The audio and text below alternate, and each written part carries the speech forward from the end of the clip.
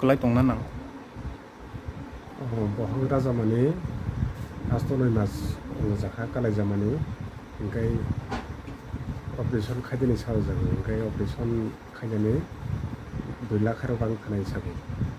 ingkai kuno সম্পত্তি পুকুরে জায়গা জমি পুকুরে যা গরিব যা তাই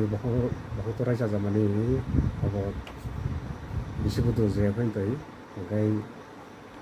বহং রাইজা জাখা ওখাই সাজামানি তা হব হব